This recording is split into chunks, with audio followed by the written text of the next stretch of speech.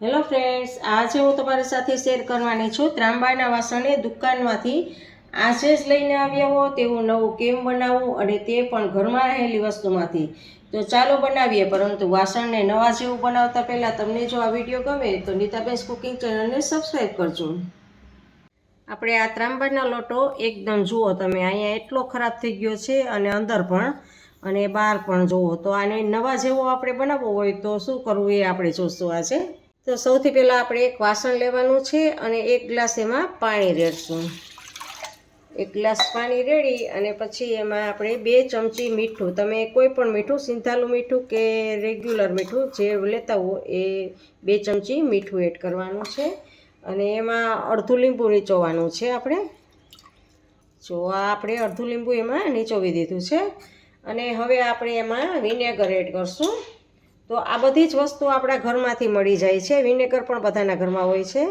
તો એમાં હવે આપણે 3 ચમચી જેટલું વિનેગર એડ કરશું અને સારી રીતે આ બધું મિક્સ કરી દેવાનું છે. લીંબુ, વિનેગર અને મીઠું આ પાણીમાં બધું જ મિક્સ કરી દેવાનું છે. જુઓ, ઓગાળી લેવાનું છે. અને હવે આપણે આ વાસણમાં એને ભરી દેશું અને બહાર પણ લગાડી દેશું. બહાર પણ લગાડી દેશું. આવી રીતે આમ થોડીક વાર રહેવા દેશું. જુઓ, ત્યાં જુઓ અંદર એકદમ સરસ થવા માંડ્યું છે. અને આ બધી જ ઉપરની ઓલી લાગેલી હોય કાસું એ બધું જ આપણે નીકળી જશે. હવે આમ જ આને 4 કલાક માટે રહેવા દેશું. જુઓ, આને આવી રીતે પછી આમ ઘસવાનું છે, પણ આપણે એને 4 કલાક માટે પલળવા રાખી દેશું. અને આમ ભરી અને આવું પાતળું વાસણ હોય એમાં મૂકી દેવાનું છે અને ઉપરથી પાણી ફરતું રેડી દેવાનું છે. જો આવી રીતે ડૂબડૂબા થાય. જો આવી રીતે ડૂબડૂબા આપણે આને 4 કલાક માટે રહેવા દેશું, જેથી કરીને તમારું વાસણ જો અત્યારે જ કલર ચેન્જ થવા માંડ્યો છે. તમારું એકદમ નવા જેવી જ લોટી બની જશે. જુઓ, આપણે વાસણને 4 કલાક માટે પાણીમાં રાખેલું છે. અને જુઓ, તમે જોઈ શકો છો અંદરથી જ તમને એટલું આમ સરસ લાગે છે. જો એનો કલર સાવ ચેન્જ થઈ ગયો છે અને અંદર જુઓ તમે, હા સાવ નવા જેવું જ થઈ ગયું છે. તો હવે આપણે આને સ્ક્રબર એક બીજા વાસણમાં લઈ અને તમારી પાસે સ્ક્રબર હોય તો સ્ક્રબર, અથવા તો આ વારો હોય તો વારાથી આવી રીતે આમ ઘસી લેવાનું છે. જુઓ, આમ ઘસવાનું છે. એકદમ નવા જેવું સરસ થઈ જશે આવી રીતે ઘસશો ને એટલે. જુઓ, ચમકવા માંડ્યું. જુઓ, તમે જોઈ શકો છો એકદમ નવા જેવું થઈ ગયું છે. જુઓ આવી રીતે તમારે વારાની મદદથી ઘસી લેવાનું. અંદર બહાર બધે જ ઘસી લેવાનું છે. અંદર પણ આવી રીતે વારો નાખી અને આવી રીતે આમ ઘસી લેવાનું છે.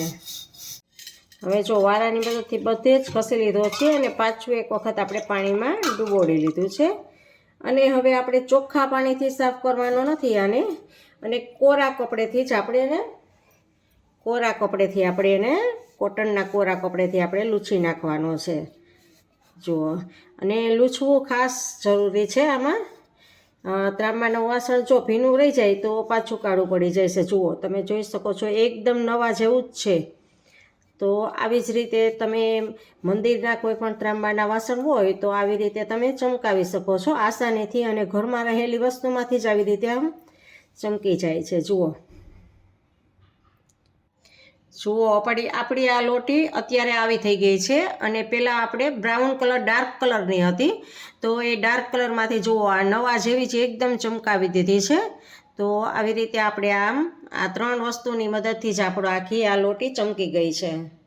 તો ફ્રેન્ડ્સ, તમને મારો આ વાસણ ચમકાવવાનો વિડીયો કેવો લાગ્યો તે કમેન્ટ બોક્સમાં કમેન્ટ કરીને જરૂરથી જણાવજો. ઇન્સ્ટાગ્રામમાં મારા પેજને ફોલો કરજો, મેં નીચે લિંક આપેલી છે. અને જો તમને આ વિડીયો ગમ્યો હોય તો લાઈક કરીને તમારા ફેમિલી મેમ્બર્સ અને ગ્રુપમાં શેર કરજો અને મારી ચેનલને સબસ્ક્રાઈબ કરજો. આવજો, ફરી મળીએ પાછા એક નવા વિડીયો સાથે.